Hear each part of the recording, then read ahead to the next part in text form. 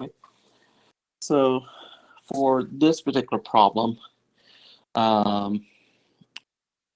we do have an electron that's being fired horizontally.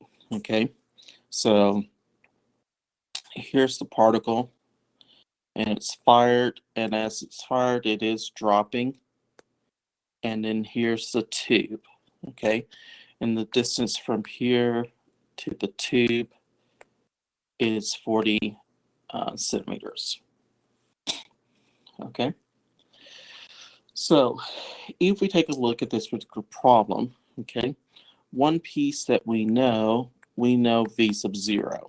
Okay, we are told what the initial speed is, and it is 5 times 10 to the 6 meters per second. Now, the other thing that we are told what x is. Okay, so in this problem, what was x?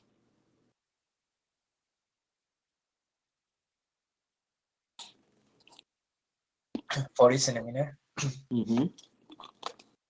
So x was 40 centimeters. Now, just keep in mind that we do want to make sure everything's the same units. So this is be the same as 0.4 meters. Okay, so let's start it off. Okay, so we know that x is equal to v sub 0 times the cosine of alpha times t. Okay, so what we're going to do is we're going to solve for t, because we need to know how long it takes a particle to start off and reach the tube. Okay, so in place of x, we're going to put in 0.4. V sub 0 we know, which is 5 times 10 to the 6. Then we're going to do the cosine of, all right, so what would alpha have to be in order for cosine to be the greatest?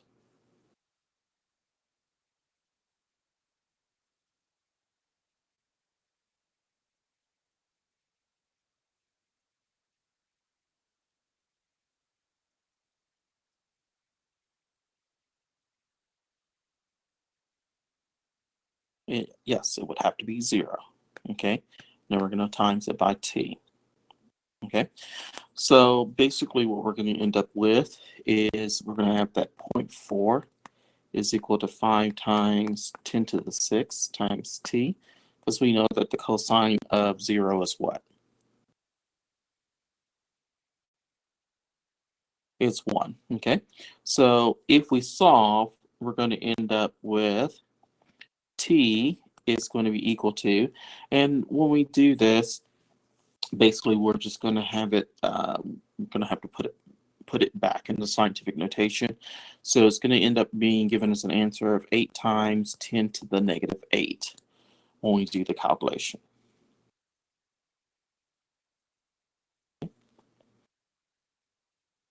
Any questions there?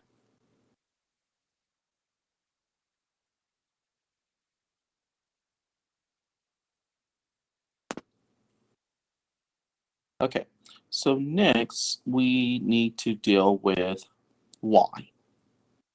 Okay, so for y, we're going to have that y is equal to y sub 0 plus v sub 0 times the sine of alpha times t minus 1/2 g times t squared. Okay, now in this, we are looking for y. Okay, so we're looking for the change in the height, right? So for this, for the initial height, all right, now does it tell us that the particle is off the ground per se?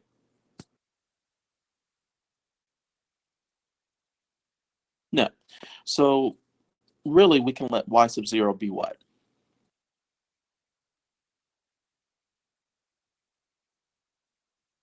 well, what could y sub 0 be? So what could that initial height be? 0. Okay. And then we're going to have plus in place of v sub 0. We're going to put the initial velocity again, which was 5 times 10 to the 6. And we're going to have the sine of, now for alpha, okay, we can't change alpha. So we used, for alpha, the first time we used what? 0.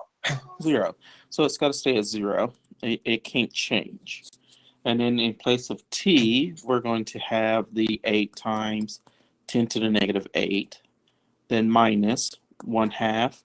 All right, in place of g, we are working in meters in the English, so it'll be 9.8 times, again, our time in this case it would be 8 times 10 to the negative 8, and we're going to square that. Okay. So essentially what we're going to do is just clean this up. So we're going to have 0 plus 0 minus, all right, we're going to end up having 1/2 times 9.8 times, if we square this, it's going to be 64 times 10 to the negative 16.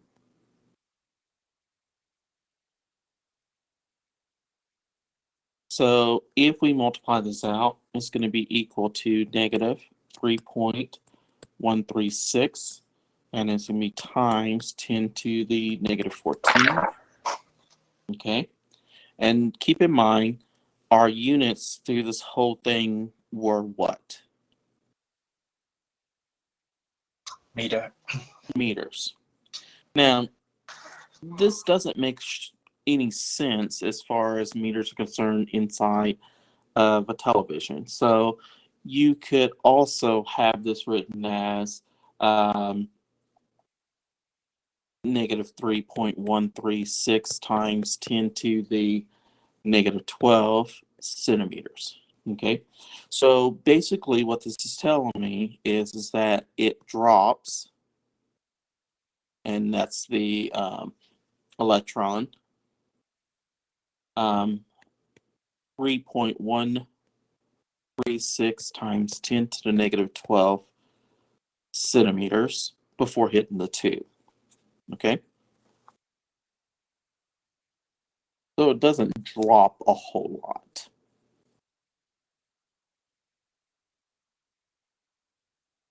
Any questions?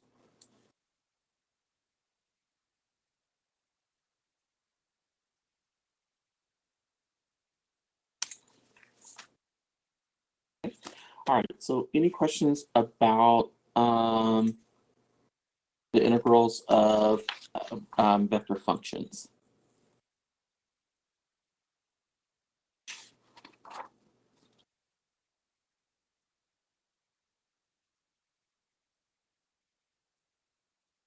Okay.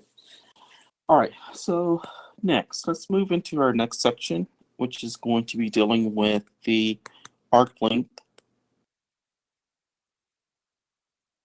in space. Okay, so with arc length in space, basically it's going to be kind of the same aspect of what we did with arc length in Calc 2, but we are going to look at it in terms of a vector function. So if we have a smooth curve r of t that is defined as x of t in the I direction plus y of t in the j direction plus z of t in the k direction, okay, and where t is bounded between a and b, okay. So basically we do have a set value for how far t can go, okay. So the arc length, which we use capital L to denote that, is going to be equal to the integral from a to b of the square root of dx dt squared plus dy dt squared plus dz dt squared dt, or simply it's the integral from a to b of the magnitude of the velocity dt.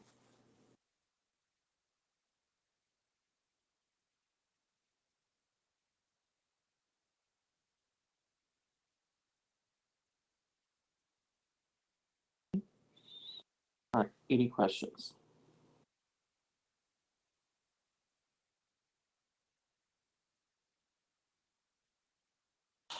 Now, if you take a look at the notes, there are other variations of it. There's an arc length parameter with a base point at p of 0. It's just a variation of this, okay? But it's still done the exact same way. Okay? Now, the other thing that we will deal with in here in this section is going to be the unit tangent vector. Okay, so for the unit tangent vector, we use capital T to denote that. It is dr ds. Okay, so dr is standing for the r is standing for the curve. S is just standing for kind of the speed. Okay, in a way. So you can back this up, and normally for these two functions, they are in terms of time. So we can rewrite it as dr dt divided by ds dt. Well, dr dt, okay, so if we take the derivative of the position, it becomes the velocity vector divided by, now, the derivative of s in respect to t, well, really, that's referring to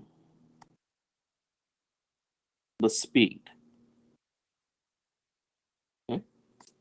That's referring to the speed. All right? Any questions?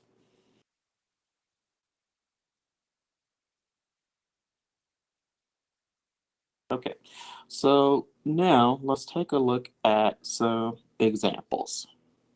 Okay, so the first example we have is we're asked to find the curve's unit tangent vector and also the length of the indicated portion of the curve. Okay, so for our first example, we're given that the curve r of t is defined as 6 times the sine of 2t in the I direction plus 6 times the cosine of 2t in the j direction plus 5t in the k direction. And they tell us that t is bounded between 0 and 2 pi. Okay. So if we are going to do the unit tangent, so the unit tangent is going to be the velocity divided by its magnitude of the velocity. Okay, so first thing I'm going to do is to find the velocity vector. So if I find the velocity vector, I'm going to have 12 times the cosine of 2t in the I direction minus 12 times the sine of 2t in the j direction, and then plus 5 in the k direction. Now, the other piece that I need is I need the magnitude of that. So if I do the magnitude of the velocity vector, okay, that's going to be the square root of 12 cosine of 2t squared plus negative 12 sine of 2t squared plus 5 squared.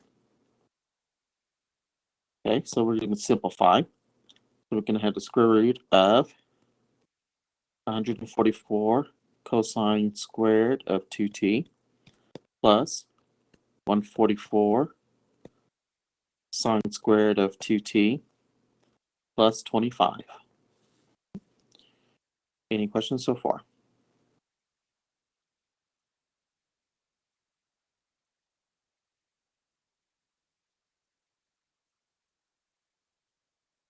Okay, so next, what I'm going to do is from these first two terms, I'm going to factor out 144.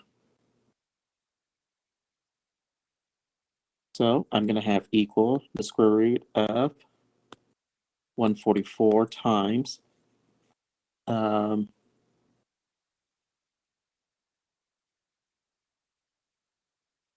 cosine squared of 2t plus sine squared of 2t and plus 25.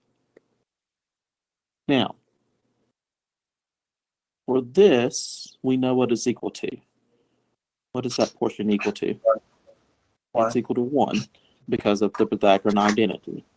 Okay, so it's going to end up with the square root of 144 plus 25, or square root of 169, or we end up with 13. Okay. Any questions?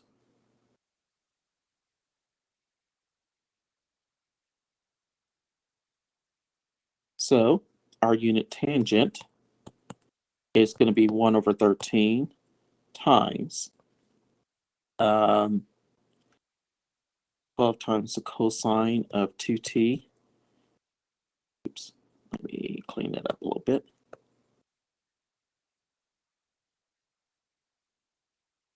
And I want to do one more thing different.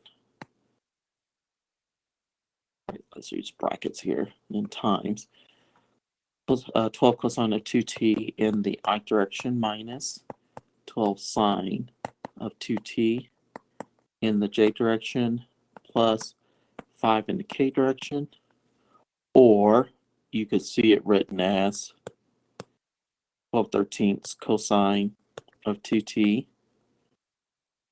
in the I direction minus 12/13 sine of 2t in the j direction plus 5/13 in the k direction. Okay.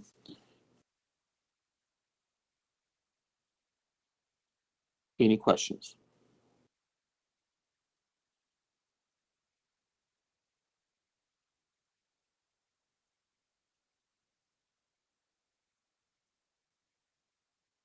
Okay, so the next part that's asking us is to find the length of the curve over the indicated portion. Okay, so if we do that, we're basically saying that the arc length is equal to the integral from a to b of the magnitude of v dt. Okay, now it tells us our limits of integration for this because it tells us what t is bounded over, and that's from 0 to 2 pi. Now, the magnitude of vector v we've already found. We had to find that to do the unit tangent, okay? And that came out to be 13 and then dt. So if we integrate this, we're going to end up with 13t evaluated from 0 to 2 pi, or we're going to end up with 26 pi, and that represents our arc length. Any questions?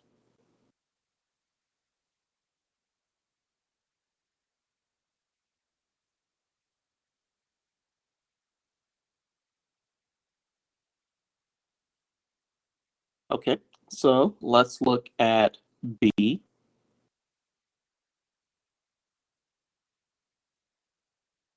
All right, so for B, we've got that R of t is equal to 6t cubed in the I direction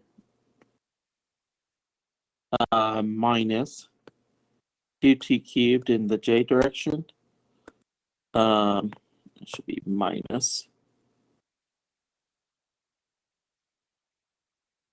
3t cubed in the k direction. And they tell us that t is bounded between 1 and 2. So in order to do this problem, we basically need the velocity vector and the magnitude of the velocity vector for doing both pieces. All right. So for the velocity vector, what is it going to be equal to?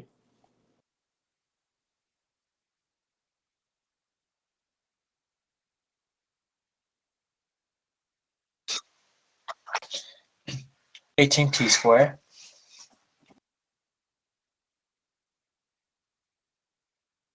Okay. negative 6t squared in the J direction, Okay. and And 9t squared in the K direction. okay. So this is what we're going to end up with. So next we need to find the magnitude of this. So we're going to end up with the square root of 18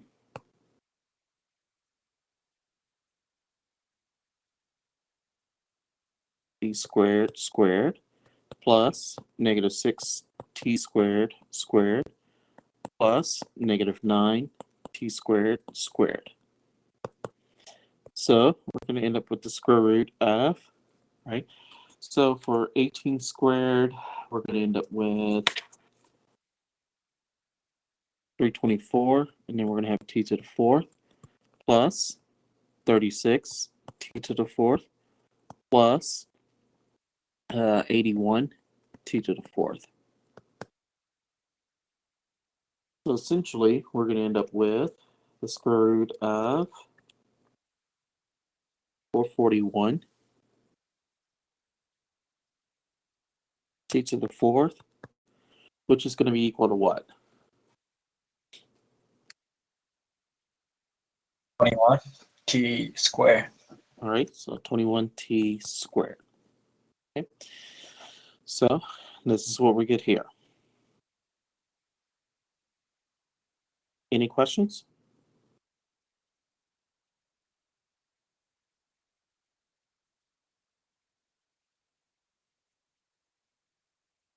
Okay, so let's start off with the unit tangent.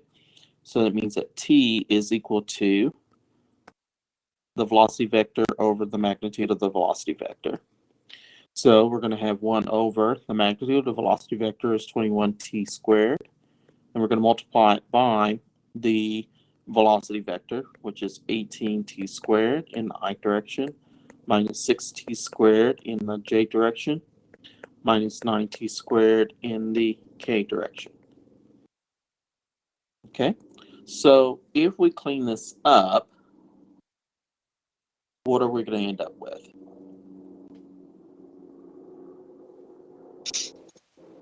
6 over 7 in the I direction, Okay, so 6/7 in the I direction, and 2 over 7 in the J direction, minus 2/7 in the j direction, and 3 over 7 in the K direction. minus 3/7 in the k direction. And this would represent our unit tangent vector.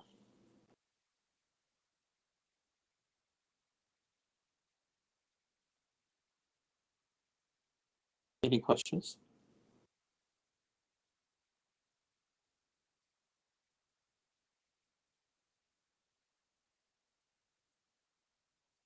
Okay, so the last thing we have to do is to find the arc length.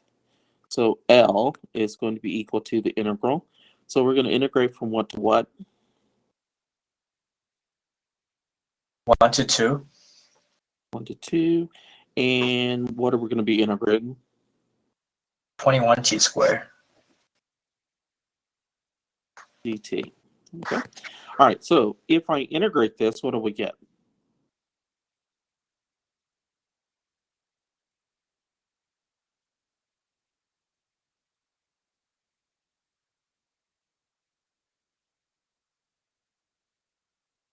Okay, so we're going to with 7t cubed, and we're going to evaluate from 1 to 2. So if we plug in 2, we're going to have 7 times 8, which is going to give us 56. Minus, if I plug in 1, I'm going to get a value of 7. So if I do 56 minus 7, that's going to give me how much? 49. Yeah, 49. And that represents our arc length. Any questions?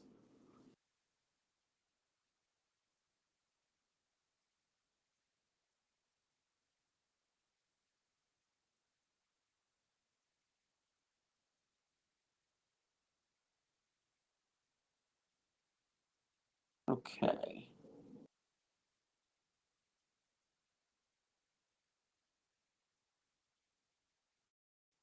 All right, so now let's take a look at problem C.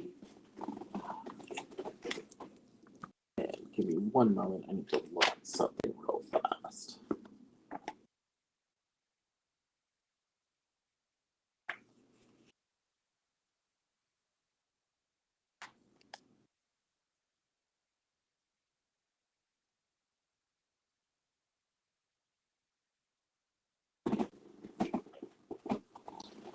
All right, so for problem C, we're told that r of t is equal to t times the sine of t plus the cosine of t in the I direction plus t times the cosine of t minus the sine of t in the j direction. And we're told that t is bounded between the square root of 2 and 2. So I want you to take a few minutes and find v of t and the magnitude of v of t. Okay? So take a few minutes to find v of t and the magnitude of v of t.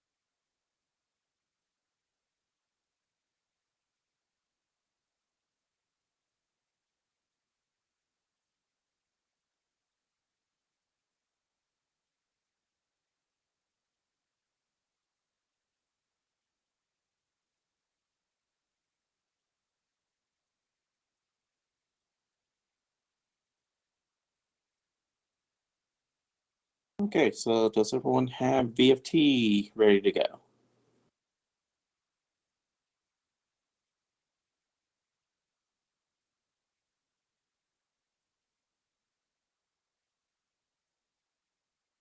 Or do you need a little bit more time?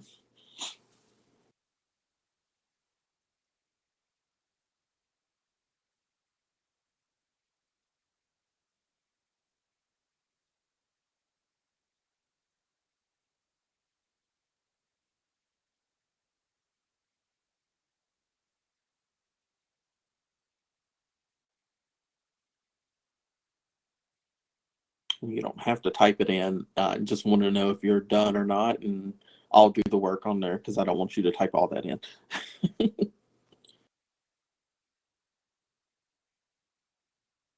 Okay, so let's take a look at it. All right, so if we take a look at this, taking the derivative, so we should have t times the cosine of t plus the sine of t minus the sine of t in the I direction plus, then for the second piece, we should have negative t sine of t plus cosine of t minus cosine of t in the j direction. And when it's all said and done, cleaned up, it's going to become t times the cosine of t in the I direction minus t times the sine of t in the j direction. Any questions there?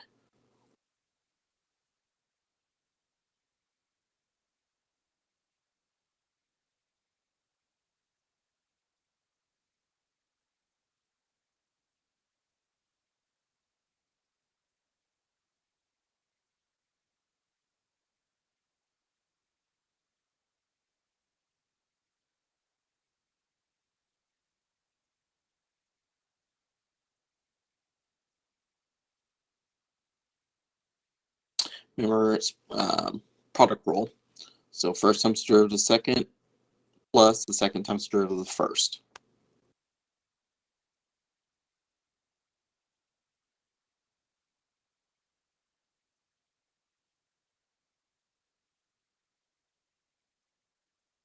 So I've got t, derivative of sine is cosine t, plus, then I'm going to do sine of t times derivative of t, which is just 1. So I just end up with sine of t.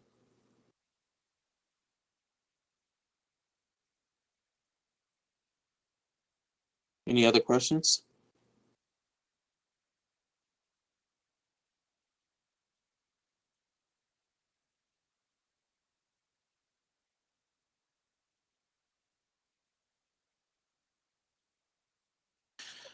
Okay, so next, excuse me, let's find the magnitude of vector v. So that's going to end up being the square root of t times the cosine of t squared plus negative t times the sine of t squared. So that's going to be square root of t squared times cosine squared t plus t squared sine squared t, which just basically ends up being the square root of t squared, or we get just t. Any questions there?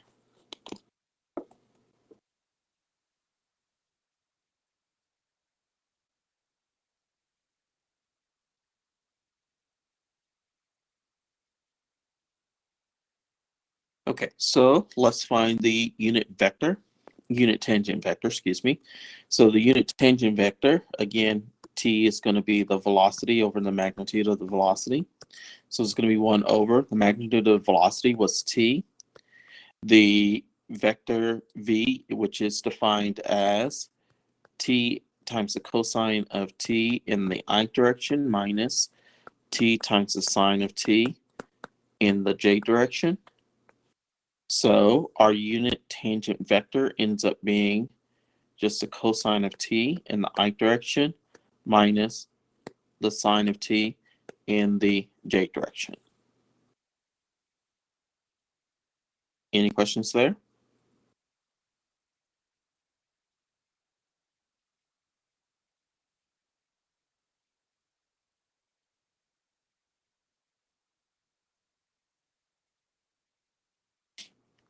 Okay, so finally is going to be the arc length. So L is going to be equal to the integral. So we're told that t was bounded between square root of 2 to 2. So we're going to go from square root of 2 to 2 of the velocity, which is t dt. Okay. All right, so if we do this, if we take the antiderivative of t, it's going to give us what? Square over 2. It's going to give us what? T squared over 2. Okay, so we're going to end up with t squared over 2. We're going to evaluate it from 2 to the square root of 2. So we're going to have 1/2 times. If we evaluate it at 2, we're going to get 4. Minus, if we evaluate it to square root of 2, we're going to get 2. So we're going to end up with an answer of 1. And that would represent our arc length.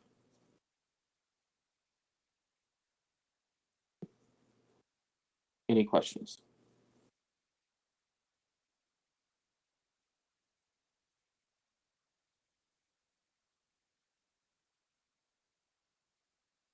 Okay.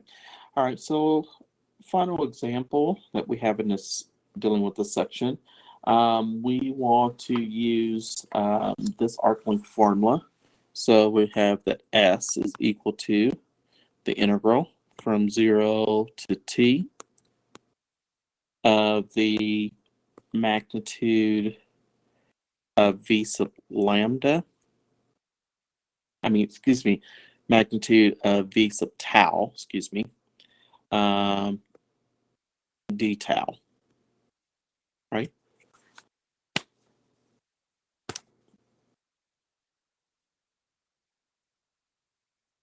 And we're asked to find the arc length.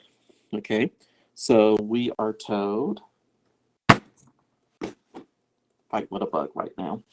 All right, so we are told that r of t is equal to 1 plus 2t in the I direction plus 1 plus 3t in the j direction plus 6 minus 6t in the k direction.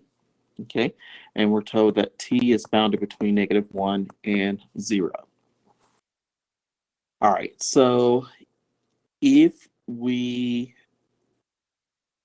work out this problem, okay, so we do need the velocity vector, okay, so v of t, what will that be equal to?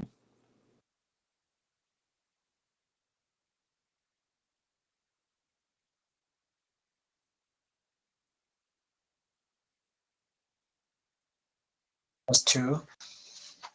Say again. Just 2. So 2 in the I direction. And 3 in the j direction. Mm-hmm. And -6 in the k direction.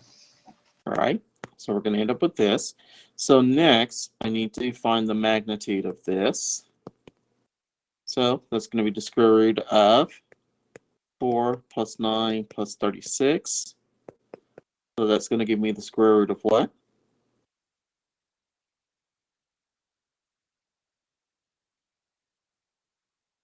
49. Yeah, give me the square root of 49, which is 7.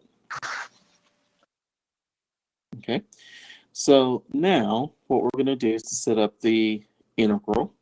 Okay, so S is going to be equal to this integral. All right, so our lower limit is -1, upper limit is 0. Okay, and then we're going to look at the magnitude of the velocity. Okay, now in this formula, okay, so let me just back up one slide. In this formula, if we take a look at it, what has to be on the bottom of the integral?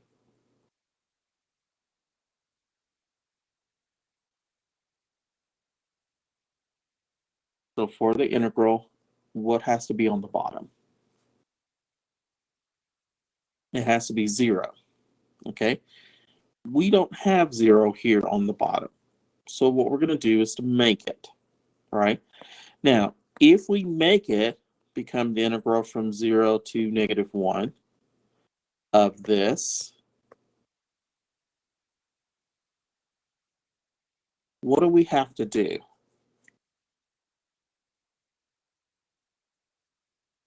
So if we switch the limits of integration, Oh, sorry. say again? I mean, change the sign to negative. Yes, we have to bring out a negative, okay, if we do switch the limits of integration. All right.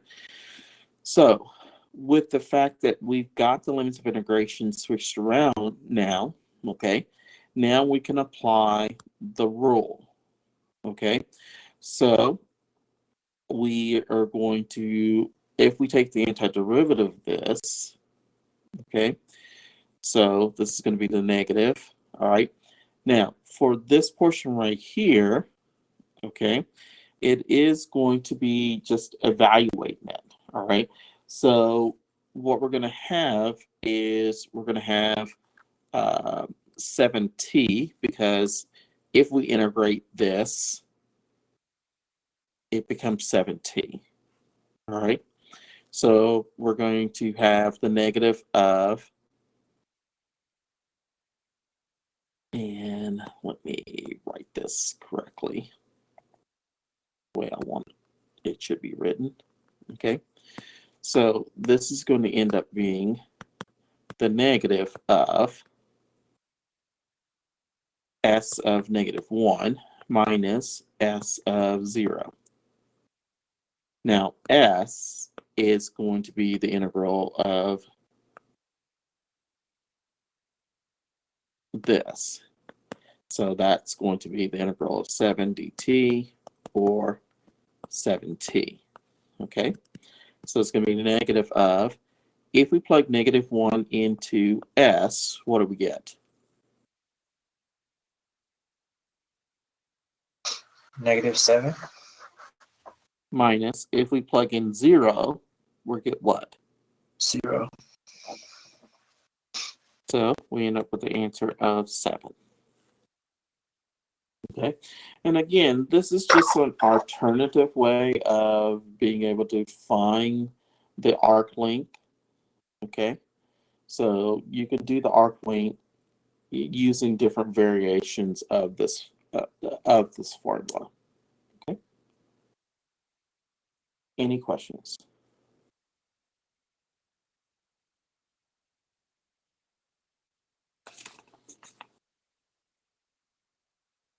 Okay, so that concludes everything that is part of in the section dealing with um, arc length in space. Okay, so at this time, let's take a 10-minute break, and when we come back, we'll deal with curvature, the curvature of the curve. Okay.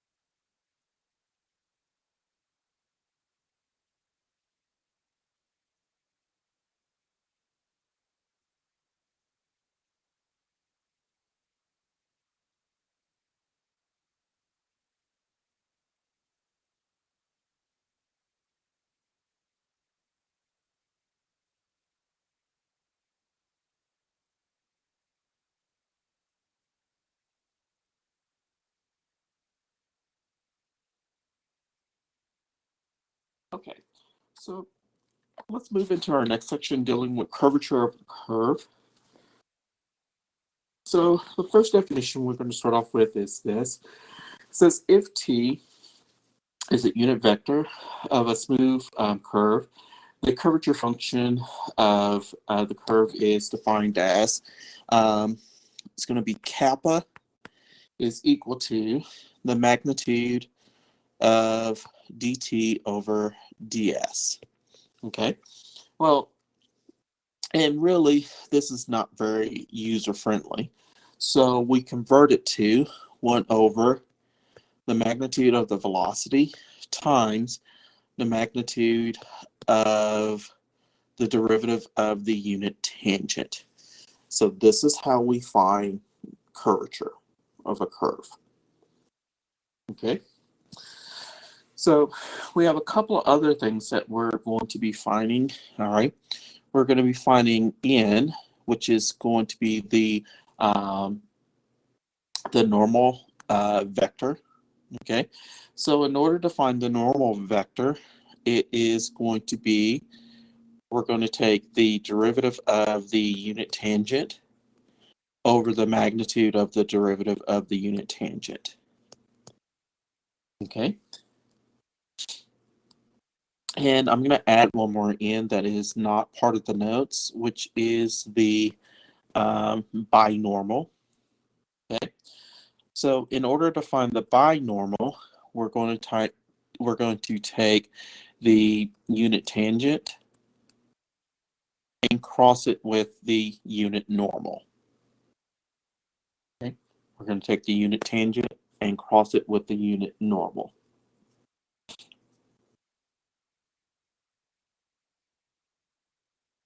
Okay. So let's take a look at examples of what we're going to be doing.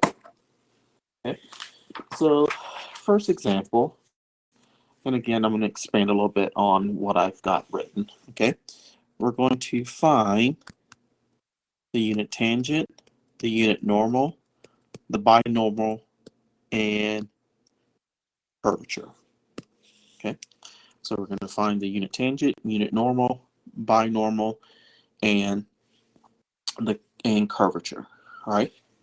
So the first one we have is this. All right. R of t is equal to the natural log of the secant of t in the I direction plus t in the j direction. And we have that t is bounded between negative pi over 2 and pi over 2.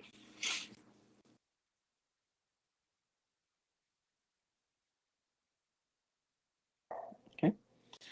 Now, kind of what's going on with the boundaries of t here, this is just making sure that R exists. Okay, so it's setting up the domain so R can exist. All right, so if we want to do this, all right, if we'll start off dealing with the unit tangent. So if we're going to do the unit tangent, the first thing we need to do is to find the velocity. Okay, so the velocity vector is going to be 1 over the secant of t times secant t tangent t in the I direction plus 1 in the j direction. Or simply, we're going to end up with the tangent of t in the I direction plus 1 in the j direction. Put parentheses around that. Any questions there?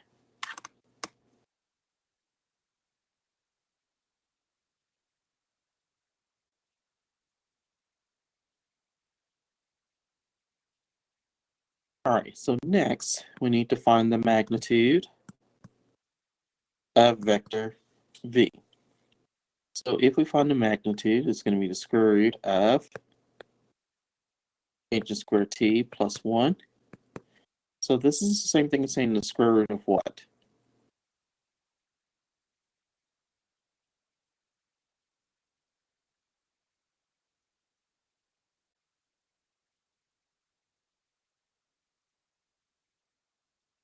Yes, same thing as saying the square root of secant squared t, which we're just going to end up with secant t. Any questions there?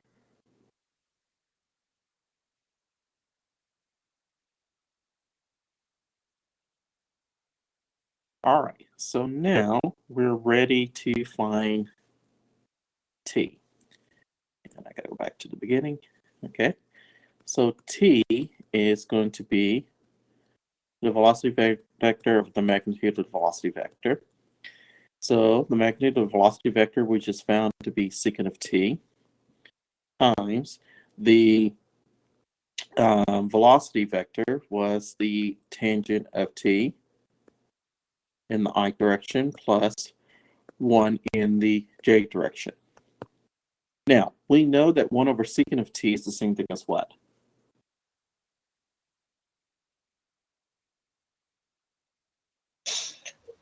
Cosine Okay, t. so we're going to have cosine of t times tangent of t in the I direction plus j. Now, if we multiply this out, cosine of t times tangent of t is just going to give us what? Sine t. So we're going to have the sine of t in the I direction plus cosine times 1 is just going to be the cosine of t in the j direction. All right? So this represents our unit tangent. Any questions?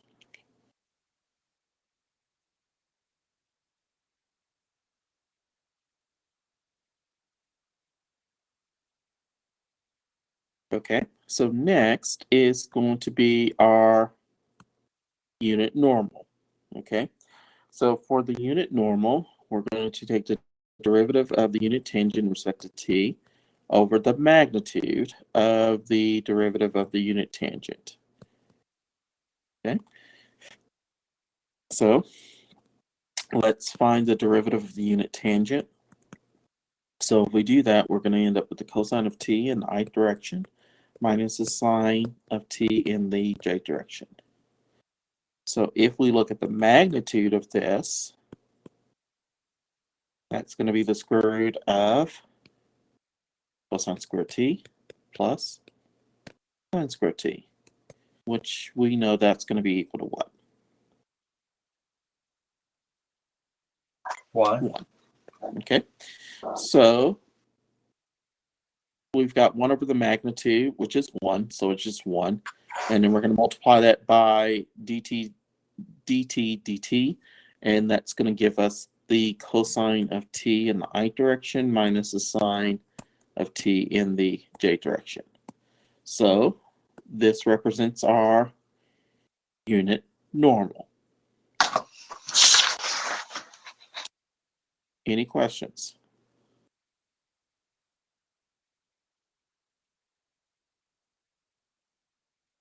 Okay, so next, if I want to find the binormal, I want to find the binormal. It's the cross product of the unit tangent and the unit normal. So it's going to be I, j, k, and in this case, the tangent is sine t cosine t. So sine t cosine t, and then 0, since we don't have a k component. And then for the other one, we're going to have cosine t negative sine t, cosine t negative sine t, and 0. Okay. All right. So if we deal with the I component, we're going to have 0 in the I direction. Minus. If we deal with the j component, we're going to have 0 in the j direction.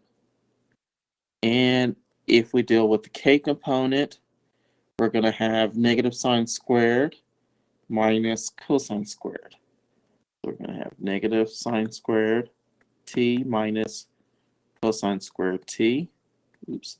And that's in the k direction. So essentially, what is this equal to? -1. Say it again. -1. Okay. -1 what? In the k direction. Oh, I mean Mhm. -1t. -1t. No, it's just -1 in the k direction. Yeah, sorry, my bad. All right. So it's just -1 in the k direction. All right. Any questions there?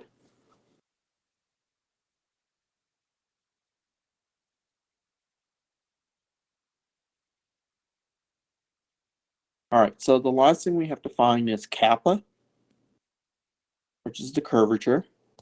Well, that's 1 over the magnitude of velocity times the magnitude of the derivative of the unit tangent. Now, we found that the magnitude of the velocity was what?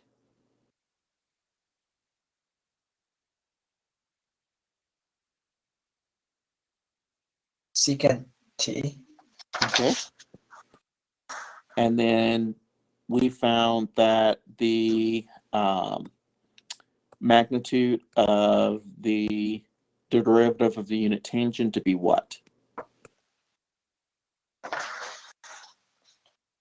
1.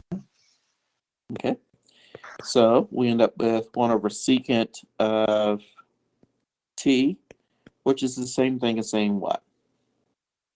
Cosine t. So cosine of t. And this represents our curvature.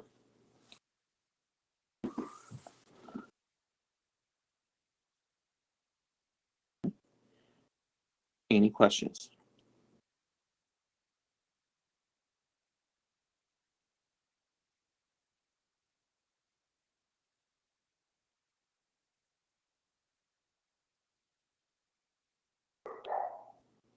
Okay, so next, let's look at the next example. All right, so the next example, we're told that r of t, okay,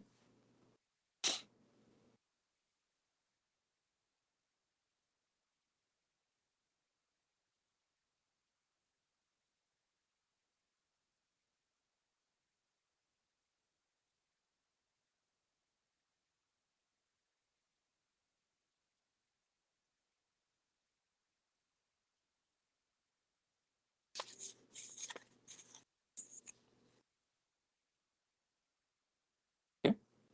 All right, so in the next example, we have that r of t is equal to cosine cube t in the ith direction plus sine cube t in the j direction.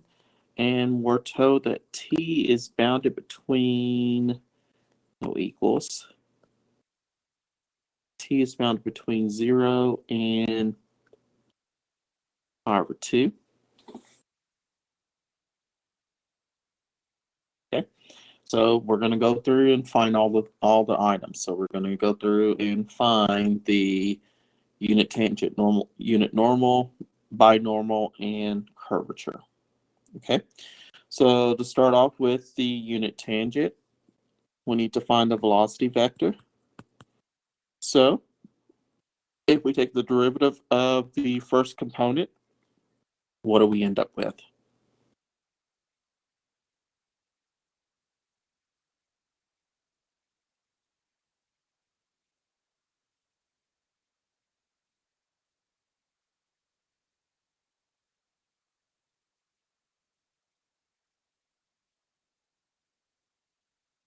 So if we take the derivative of the first component, what do we end up with?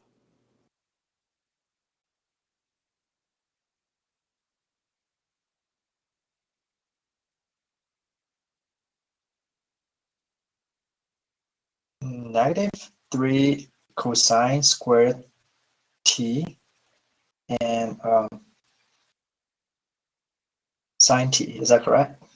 Okay, so -3 cosine squared t sine t in the ith direction. Good. Plus, what's the derivative of the second component? 3 sine squared t cosine t. All right, so 3 sine squared t times cosine of t. in the j direction. All right. Any questions there?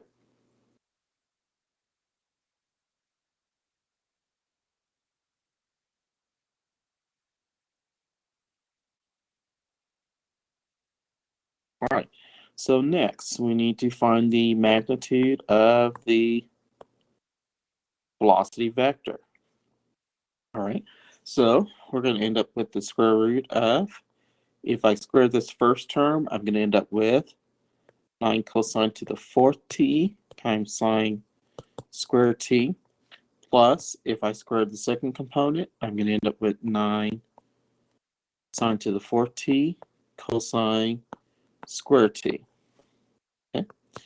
All right, so I got to clean this up. So what can I do in order to clean it up?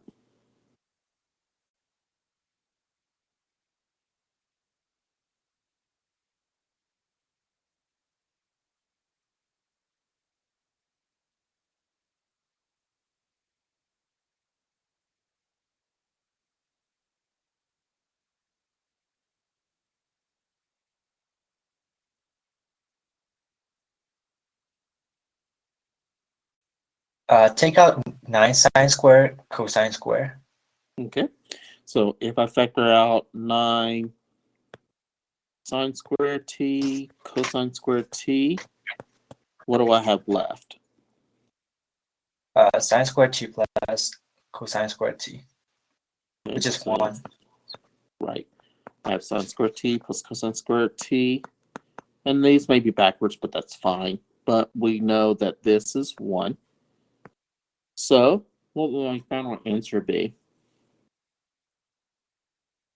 3 sine t cosine t.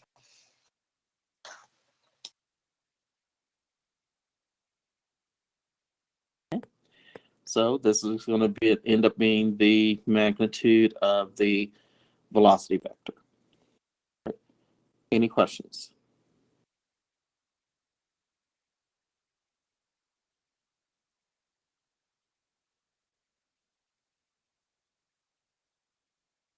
Okay, so here's what we're going to have. So for the unit tangent, it's going to be 1 over the magnitude of the velocity vector, which we found to be 3 sine t cosine t. And then we're going to multiply that by, okay, the velocity vector, which is negative 3 cosine squared t sine t in the ith direction, plus 3 sine squared t cosine t in the j direction. Now, I don't want to leave it like this because I know I've got to do more work with it. So I do want to simplify this. So if I do simplify this, what will I end up with?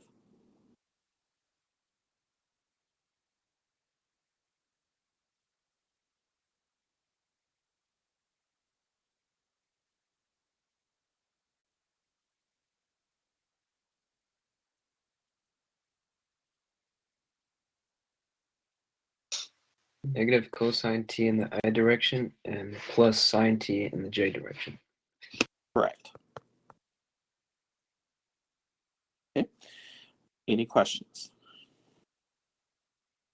And always remember, and one of the things that I want you guys to understand with this particular problem, okay, if you screw up the velocity vector, you're pretty much killed this whole problem because everything depends on the velocity vector being correct. Okay, so make sure you pay attention, you take your time, and you pay attention to making sure when you're doing the derivatives. All right. Now, next, we're going to do the unit normal. All right. Well, in order to do that, I need the derivative of the unit tangent. So what's the derivative of the unit tangent? Sine t in the I direction and the cosine t in the j direction.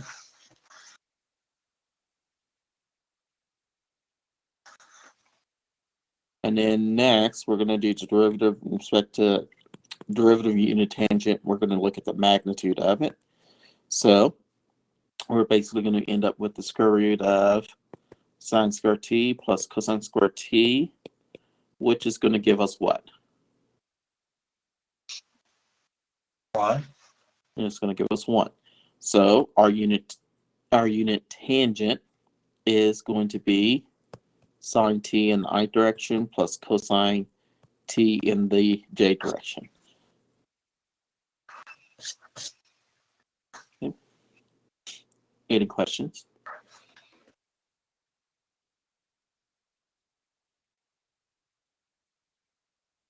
All right, so next we are going to have our binormal. So for the binormal, I'm going to do the cross product of the unit tangent and the unit normal. So we have our IJK components. Okay. For the unit tangent, we're going to have negative cosine t, sine of t, and 0. For the unit normal, we're going to have the sine of t, cosine of t, and 0. Okay, so if we expand off the I, we're going to get 0 in the I direction, minus. If we expand off our j, we're going to get 0 in the j direction, plus. If we expand off of k, we're going to get negative cosine squared t minus sine squared t in the k direction. So we're going to end up with the same binormal vector for as we did for the previous. Any questions?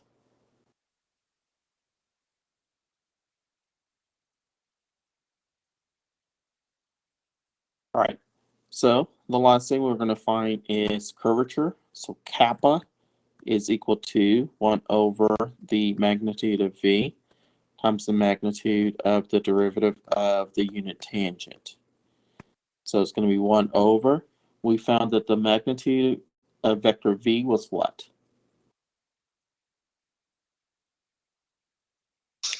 3 sine t cosine t. 3 sine t cosine t. We found the magnitude of the derivative of the unit tangent to be what? Just 1. Okay.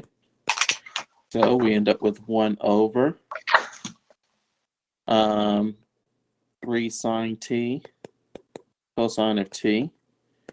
And we can simplify this and rewrite it as what?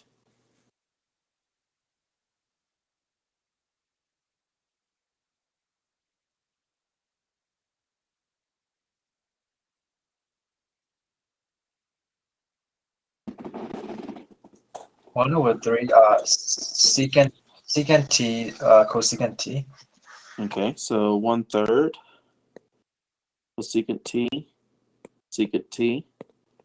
All right, and you can leave it in either form. Okay, both forms are correct, but a lot of times with trig, if we can simplify to simplify the trig, we try to. Okay. Any questions?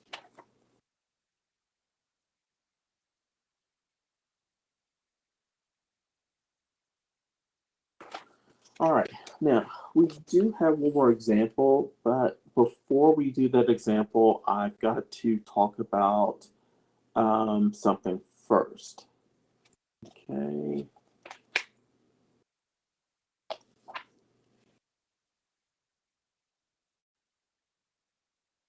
All right, so before we do the last example, I need to talk about a hyperbolic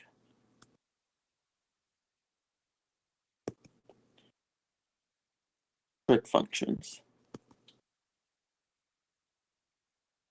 Okay, so I need to talk about the hyperbolic trig functions. All right, so excuse me, the hyperbolic trig functions basically are looking at redefining the trig functions in terms of E. Okay, so if we have the sine hyperbolic of x, really it's equal to e to the x minus e to the negative x over 2. So this is how it's defined in terms of the function e. And then cosine hyperbolic of x, okay, is going to be equal to e to the x plus e to the negative x over 2. Okay, so this is how we define these two, and everyone else is defined from these two. All right, so that would make that the tangent, the tangent hyperbolic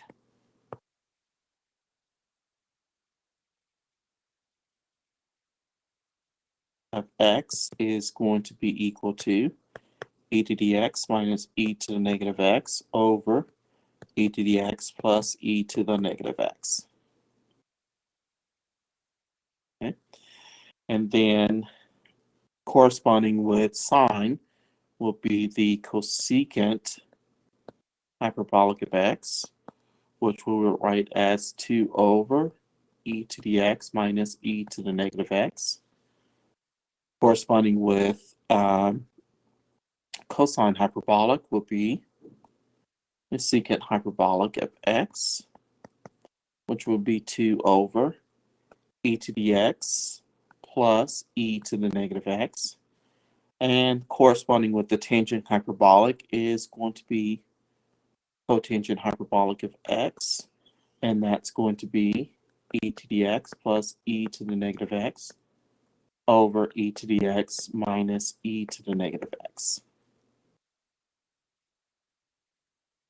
Okay. So these are all the hyperbolic functions defined in terms of the exponential function e.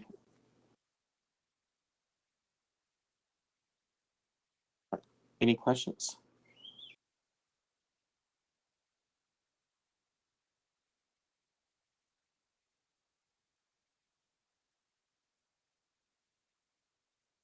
Okay, so next, what I want to do is to look at some of the identities.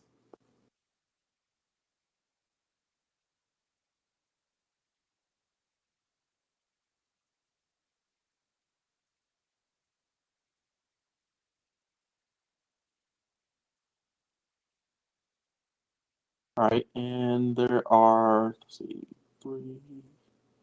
7 identities we're going to look at. Okay, so the first identity is this.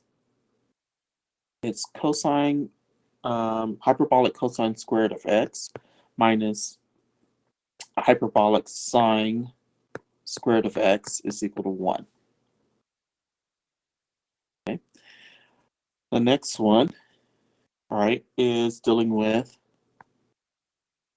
hyperbolic sine of 2x is equal to 2 sine hyperbolic of x cosine hyperbolic of x. Next one, if we have cosine hyperbolic of 2x, this is equal to hyperbolic cosine squared of x plus hyperbolic sine squared of x.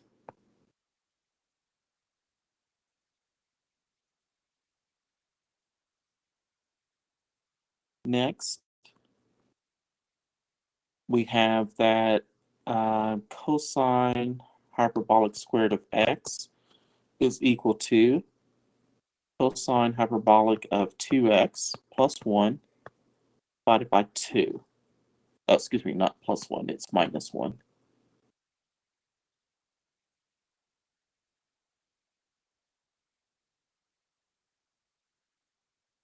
No, I'm wrong. My eyes moved. It is plus 1. Sorry for that one. Then for the sine hyperbolic squared of x, it's going to be cosine hyperbolic of 2x minus 1 over 2. I was looking at the sine hyperbolic squared.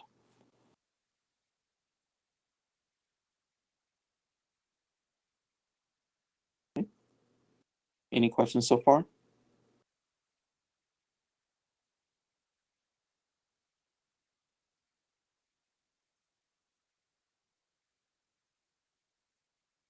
All right, and the last two that we have are these.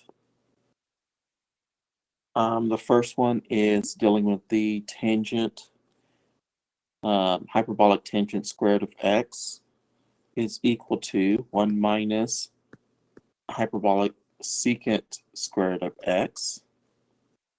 And then the final one is that hyperbolic cotangent squared of x is equal to 1 plus hyperbolic cosecant squared of x.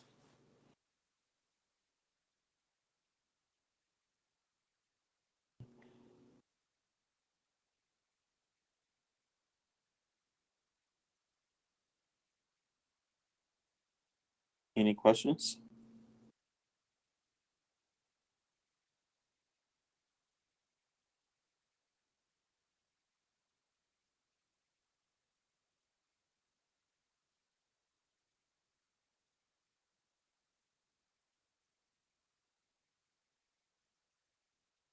Okay, and then the last thing we're going to deal with is the derivatives.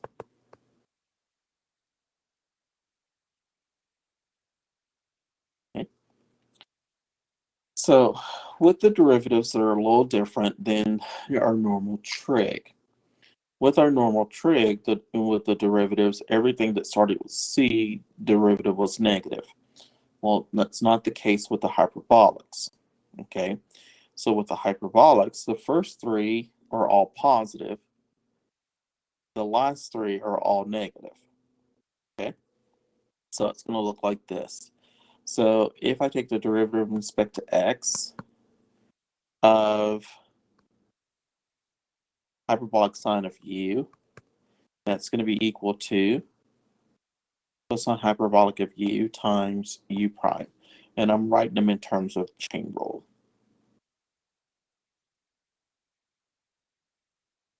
The second one, if I take the derivative in respect to x of cosine hyperbolic of u, that's going to be equal to sine hyperbolic of u times u prime.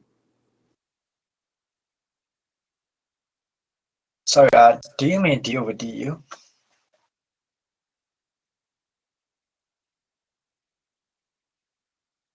D over du for what? For the derivative, like instead of d over dx, I think we are dealing with u, right? No, it's going to be in terms of x. U, it just represents any function of x. All right. Okay. All right. Next, if we take the derivative in respect to x of the tangent hyperbolic of u, this is going to be equal to hyperbolic secant squared. And let me write it correctly. So hyperbolic secant squared of u times u prime. Okay, so that's the derivative of the hyperbolic sine, cosine, and tangent. And you notice here that all of them are positive. Now, when we do the last three, they're going to all be negative.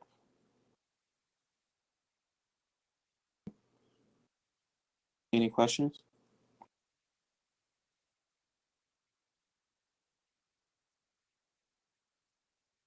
Okay, so let me write out the last three. So if I take the derivative in respect to x of hyperbolic cotangent of u, that's going to be negative hyperbolic cosecant u squared times u prime.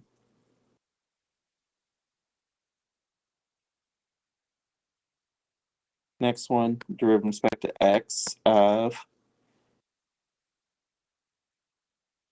hyperbolic secant of u is going to be negative hyperbolic secant of u times hyperbolic tangent of u times u prime. Then our last derivative with respect to x of cosecant, hyperbolic cosecant of u. This is going to be equal to negative hyperbolic cosecant of u times hyperbolic cotangent of u times u prime.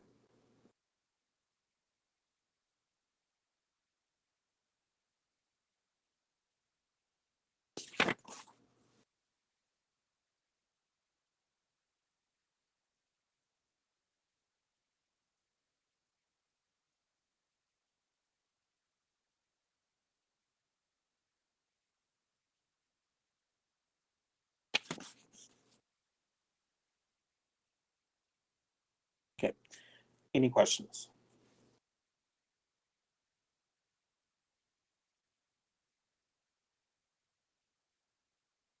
Okay, so I just needed to go through those before I started into that last problem, just because we are going to be using some of the identities in order to be able to do it, and we also needed to make sure that we knew how to do the derivatives. Okay. Any questions?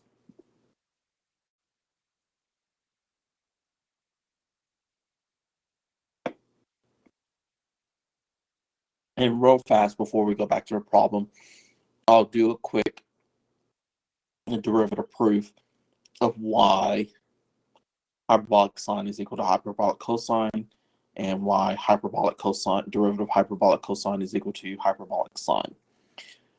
Okay, so let me show you that real quick. All right, so if we want to take the derivative with respect to x of the hyperbolic sine of x, well, really, we're taking the derivative with respect to x of its counterpart. So the definition of this is e to the x minus e to the negative x over 2. Okay, so really, the over 2 is just 1/2. We can factor that out, and then we're going to take the derivative. So if I take the derivative of e to the x, I'm just going to have e to the x minus. Now, when I take the derivative of e to the negative x, it's going to be negative e to the negative x, but two negatives make a positive. Now, this is the definition for cosine hyperbolic of x. Okay.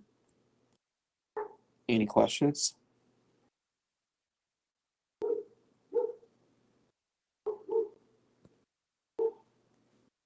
So now let me flip it around.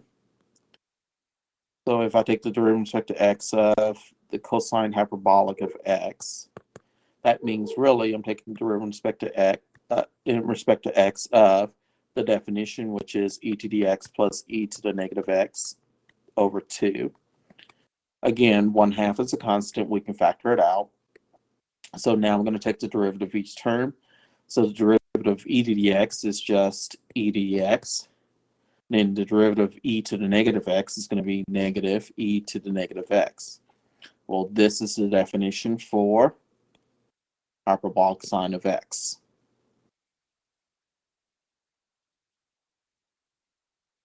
Okay. Any questions?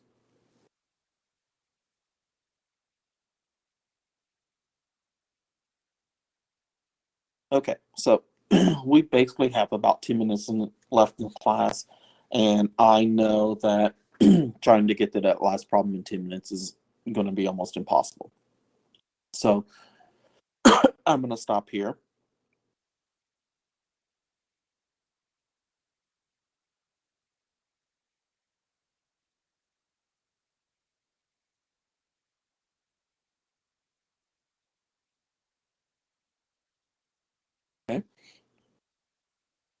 So for homework, you need to work on sections integrals of vector functions. And you also need to work on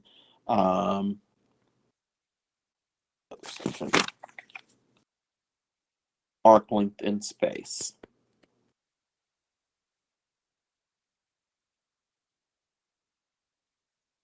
Okay. So you need to work on these two sections for homework. All right. I think I got all the answers there for those two sections too, so you can check as you're working through. All right.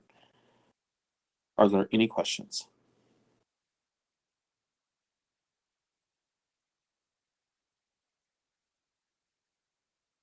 Okay. All right. So that is it for today. Again, make sure you work on those two homework assignments. I will be working on grading your the quiz 3, so hopefully I will have those graded and get back to you on Thursday. All right. You guys have a great rest of the day, and I will see you on Thursday.